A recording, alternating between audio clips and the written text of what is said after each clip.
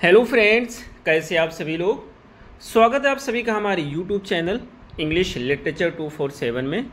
This is Hanif and today I am going to discuss some very important questions based on a very famous poem that is Adonais by PB Shelley. तो आज के questions हमारे इसी pome पर based होंगे। एक बहुत ही famous elegy है जिसे पीबी शेले के द्वारा लिखा गया था जॉन कीट्स के मृत्यु पर। Before starting the video I would like to tell you, if you are preparing for Haryana PGT या UP PGT then this video is going to be fruitful for you. या आप किसी भी एग्जाम की preparation करते हैं जिसके सिलेबस में ये पोम रखी गई है तो फिर ये वीडियो आपके लिए यूजफुल होने वाली है। यदि आपको कंप्लीट नोट्स चाहिए हरियाणा पीजीटी के लिए तो उसके लिए आप मुझे कॉन्टैक्ट कर सकते हैं। The number is in the description box, वहाँ से मुझे व्हाट्सएप कर सकते हैं कंप्लीट नोट्स के लिए इंग्लिश लिटरेचर या लैंग्वेज के। यदि आप हमारे टेलीग्राम चैनल को ज्वाइन करना चाहें तो उसकी लिंक भी आपको इस वीडियो के डिस्क्रिप्शन बॉक्स में मिल जाएगी, जहां से आप हमारे टेलीग्राम चैनल को ज्वाइन कर सकते हैं। तो चलिए हम शुरू करते हैं अपने आज की इस वीडियो को, लेकिन इससे पहले हम कुछ इंपॉर्टेंट पॉइंट्स को डिस्कस कर लेंगे। ये जो हमारी पोम है एडोनाइस, जिसको लिखा गया था 1821 में, और ये लिखा गया है जॉन कीट्स के डेथ पे। मोर मीन्स होता है विलाप करना, तो ये जो है विलाप किया गया है, ग्रीफ एक्सप्रेस किया गया है जॉन कीट्स के डेथ पे। Shelley believed that harsh review from critics. Shelley का ऐसा मानना था कि क्रिटिक्स बहुत ज़्यादा आलोचना किए थे जॉन कीट्स का, और इसी वजह से जॉन कीट्स का डेथ हो गया था। ये जो पोएम है इसमें टोटल 55 लाइन्स है, 55 स्टेंजा है, और हर एक स्टेंजा जो है वो स्पेंसेरियन स्टेंजा है। स्पेंसेरियन स्टेंजा के मतलब ये होता है कि हर एक स्टेंजा में 9 लाइन है, तो जो भी 9 लाइन का स्टेंजा होता है उसको हम बोलते हैं स्पेंसेरियन स्टेंजा। एक इंपॉर्टेंट पॉइंट है, आपके एग्जाम में कई बार पूछा भी गया है। आगे लिखा हुआ है 9 लाइन स्टेंजा। इसकी राइम स्कीम यहाँ पे दे रखी है, ये भी एग्जाम में पूछा जाता है। तो आपसे एग्जाम में पूछा जाएगा कि जो स्पेंसेरियन स्टेंजा होती है उसकी राइम स्कीम क्या है। तो जितने भी स्पेरियन स्टेंजा होते हैं सबकी राइम स्कीम सेम होती है, ए बी बी सी सी। तो इंपॉर्टेंट पॉइंट है, इसको याद रखेंगे। बाकी के जितने पॉइंट्स है वो आप नोट्स में पढ़ सकते हैं, हम डायरेक्ट क्वेश्चंस पे आएंगे। तो हमारा जो फर्स्ट क्वेश्चन है वो है, who is the subject of Shelley's elegy Adonais.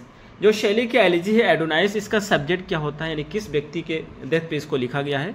तो फर्स्ट का हमारा सही आंसर होता है सी, यानी कि इसको जॉन कीट्स के डेथ पे लिखा गया है।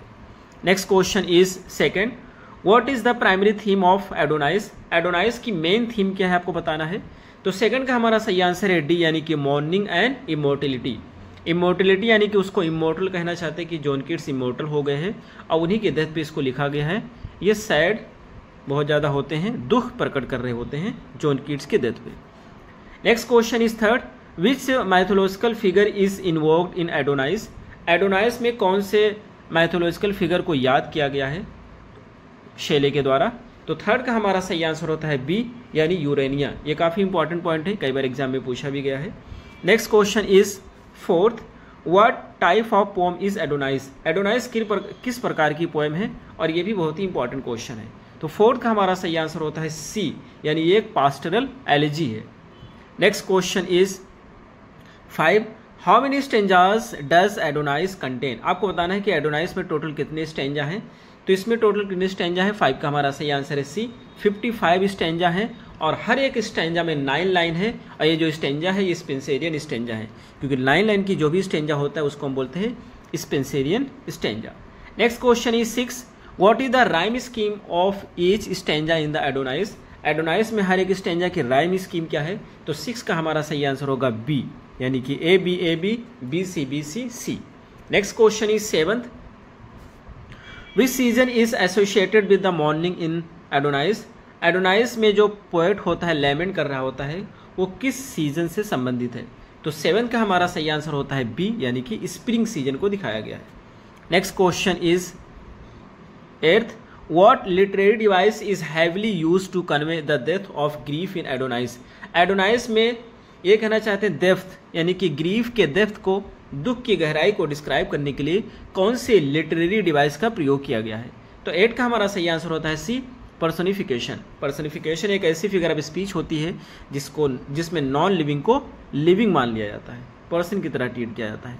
Next question is 9, who are the unseen powers refer to in the poem. ये अनसीन पावर कौन से होते हैं, शक्ति कौन सी होती हैं जिसको पोएम में बताया गया है। तो 9 का हमारा सही आंसर होता है ये muses. Next question is 10th, which bird is mentioned as part of mourning in Adonais. ये कहना चाहते हैं कौन सी बर्ड है जिसको मेंशन किया गया है कि वो भी जॉन कीट्स के डेथ पे विलाप कर रही होती है, रो रही होती है। तो 10 का हमारा सही आंसर होता है C, nightingale. Next question is 11th, what does Shelley suggest about permanence of Adonais spirit. Adonais यानी कि कीट की स्पिरिट के बारे में, जॉन कीट्स की स्पिरिट के बारे में, स्पिरिट के परमानेंस के बारे में शेले क्या सजेस्ट करते हैं इस पोम में। तो 11 का हमारा सही आंसर होता है C, it is eternal and part of nature. John Keats कहना चाहते हैं कि उनकी जो स्पिरिट है, शेले कहना चाहते हैं कि जो जॉन कीट्स की स्पिरिट है वो इटर्नल हो गई है, शाश्वत हो गई है और नेचर का हिस्सा बन गई है। Next question is 12, in Adonais what does poet condemn the critic for. Condemn means होती है निंदा करना। तो ये कहना चाहता है एडोनाइज में पोएट किस चीज़ की निंदा करता है और क्यों करता है। तो 12 का हमारा सही आंसर होता है बी, यानी कि कंट्रीब्यूटिंग टू कीट्स डेथ। वो जो है निंदा करता है क्रिटिक्स का कि जो जॉन कीट्स की डेथ हुई है वो क्रिटिक्स की आलोचना करने की वजह से हुई है। तो इसे B is the right answer. Next question is 13, what element of nature does Shelley use to symbolize the morning of Keats. Keats की डेथ पे मौन करने के लिए कौन से नेचर का कौन सा एलिमेंट है जिसको सिंबल के रूप में यूज किया है जॉन पीबी शेले ने। तो 13 का हमारा सही आंसर होता है C, flowers. Next question is 14, what transformation does Shelley envision for Adonais soul. ये कहना चाहते हैं कि एडोनाइज के सोल के लिए कौन से ट्रांसफॉर्मेशन को ये विजन में देखते हैं शेले। तो 14 का हमारा सही आंसर होता है D, merging with universal spirit, कि वो जो है जॉन कीट्स वो यूनिवर्सल स्पिरिट के साथ मर्ज हो गए हैं। Next question is 15, how does Shelley view death in the context of Adonais. Adonais के कंटेक्स्ट में शेले मौत को किस तरह से देखते हैं। तो 15 का हमारा सही आंसर होता है C, as a transition to immortality. वो बात है ये ट्रांजिशन है, यानी कि एक को ट्रांजिशन पीरियड है इमोर्टिलिटी की तरफ, यानी कि ये जो हमारी इनकी जो लाइफ थी वो टेम्परेरी थी, अब जो है वो एक ऐसी दुनिया में पहुंच गए हैं जहां वो इमोर्टल हो गए हैं, शाश्वत हो गए हैं।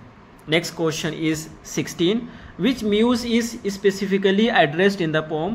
पोम में कौन सी म्यूज को मेंशन किया गया है, म्यूज यानी कि देवी को मेंशन किया गया है। तो 16 का हमारा सही आंसर होता है सी, यानी कि यूरेनिया। काफ़ी इंपॉर्टेंट पॉइंट है, कई बार एग्जाम में पूछा गया है। Next question is 17, in Adonais who is called upon to join in the mourning. Adonais में किसको बुलाया जाता है कि वो भी ज्वाइन करें विलाप करने में शेले के साथ में। तो 17 का हमारा सही आंसर होता है सी, यानी कि nature and all its element. Nature को बुलाते हैं उसके सारे एलिमेंट्स को। Next question is 18, what does Shelley hope will happen to the memory of Adonais. Shelley क्या कहते हैं कि उनको क्या घटित होगा एडोनाइज की मेमोरी को, उनको क्या लगता है। तो 18 का हमारा सही आंसर है B, it will be preserved for ever. उनकी मेमोरी हमेशा के लिए प्रेजर्व रहेगी, हमेशा वो याद किए जाएंगे। Next question is 19th, what literary form does Shelley use to deliver Adonais. Adonais को डिलीवर करने के लिए, लिखने के लिए कौन से लिटरेरी फॉर्म का प्रयोग करते हैं शेले। 19 का हमारा सही आंसर होता है बी, यानी Spenserian stanza. Spenserian stanza 9 line का स्टेंजा होता है, इंपॉर्टेंट पॉइंट है। Next question is 20, what does the final vision of Adonais soul in the poem represent. तो ये कहना चाहते हैं कि जो एडोनाइज का सोल होता है उसका जो फाइनल विजन होता है इस पोम में किस चीज़ को रिप्रेजेंट करता है। तो 20 का हमारा सही आंसर होता है C, eternal peace and unity with the cosmos. एक तो इटर्नल पीस को रिप्रेजेंट करता है और कॉस्मोस यानी कि यूनिवर्स के साथ यूनिटी को भी रिफ्लेक्ट करता है। Next question is 21, which famous literary work is Adonais often compared. एक दूसरा वर्क है जो कि वो भी एक एलिजी है। तो ये कहना चाहते हैं कौन सा एक वर्क है जिससे एडोनाइज को कंपेयर किया जाता है। तो 21 का हमारा सही आंसर होता है सी, लिसिडस। लिसिडस भी एक एलिजी है, पास्टरल एलिजी है, जिसको जॉन मिल्टन के द्वारा लिखा गया है किंग अल्फ्रेड के, एडवर्ड किंग के डेथ पे। तो ये भी बहुत ही इंपॉर्टेंट है और इसी से एडोनाइज को कंपेयर किया जाता है। ये भी काफ़ी इंपॉर्टेंट पॉइंट है, एग्जाम में बहुत पूछा जाता है कि लिसिडस किसके द्वारा लिखा गया है और किसकी डेथ पे लिखा गया है। तो किंग एडवर्ड की डेथ पे लिखा गया है, जॉन मिल्टन के द्वारा लिखा गया है और ये भी एक पास्टरल एलिजी है। एडवर्ड किंग की ओशन में डूब करके मृत्यु हो जाती है, उसे भी लिखा गया है। Next question is 22, what does the poet refer to when mentioning the voice which was mute. ये कहना चाहते हैं पोएट क्या रिफर करता है जब एक ऐसी वॉइस को मेंशन करता है जो कि म्यूट है, शांत है। 22 का हमारा सही आंसर है सी, यानी कीट्स पोएटिक वॉइस। तो वो कीट के पोएटिक वॉइस की बात करते हैं, उसकी पोएट्री की बात करते हैं।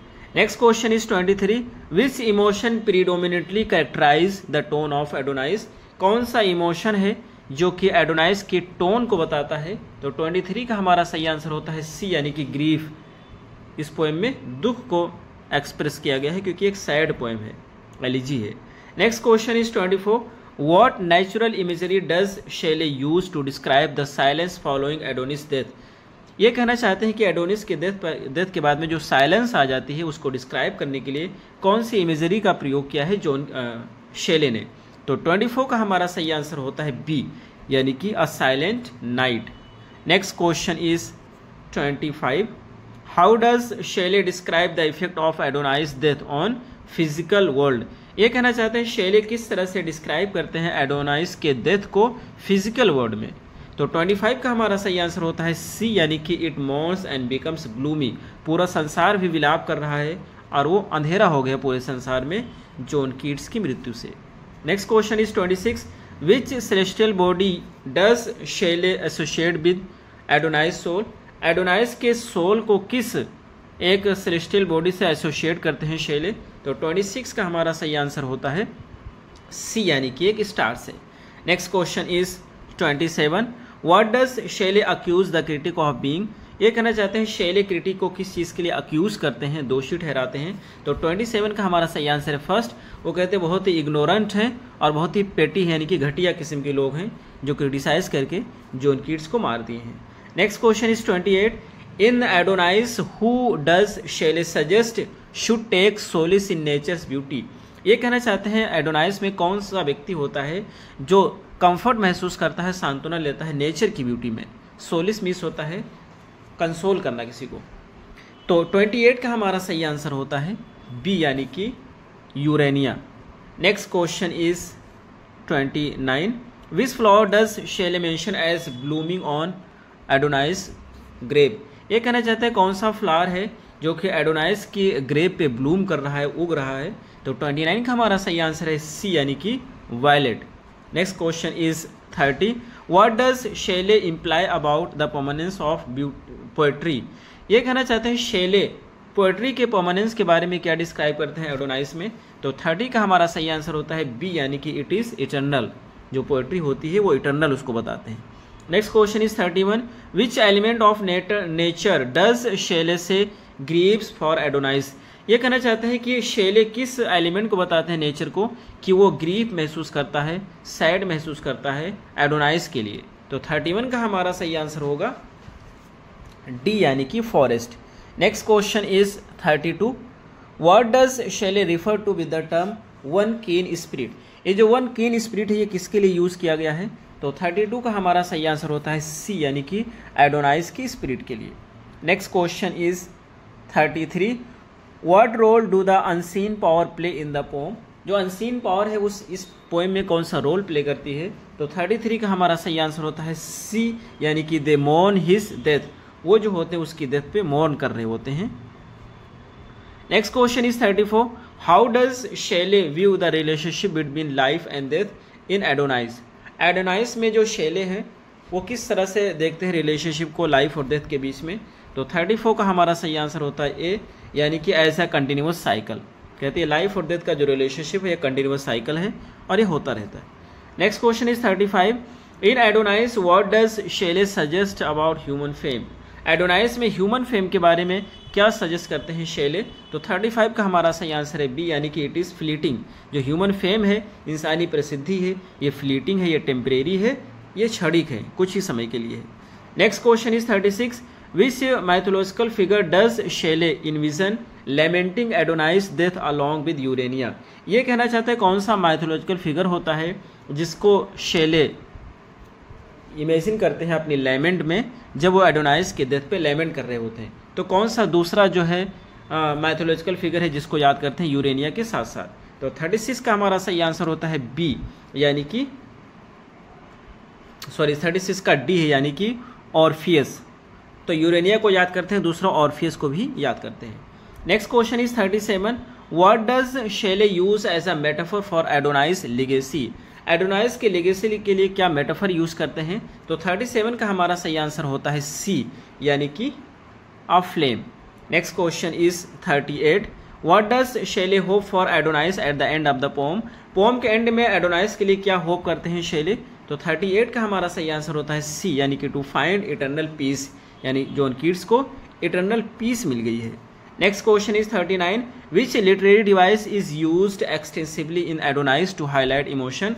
इमोशन को हाईलाइट करने के लिए एडोनाइस में ज़्यादातर कौन से लिटरेरी डिवाइस का प्रयोग किया गया है? तो 39 का हमारा सही आंसर होता है डी, यानी कि इमेजरी का प्रयोग किया गया है। Last question is 40, what does शेले believe about future impact of Keats poetry. Keats के पोएट्री का फ्यूचर इम्पैक्ट क्या होगा शेले के अनुसार? तो 40 का हमारा सही आंसर है B, it will grow in fame and influence. ये जो इनकी पोएट्री ये बहुत ज़्यादा फेमस होगी और लोगों को इन्फ्लुएंस करेगी। तो ये रहे हमारे इसको क्वेश्चन, हमें उम्मीद है आपको जरूर समझ आए होंगे। फिर मिलते हैं अगली वीडियो में। Till then take care, have a good time.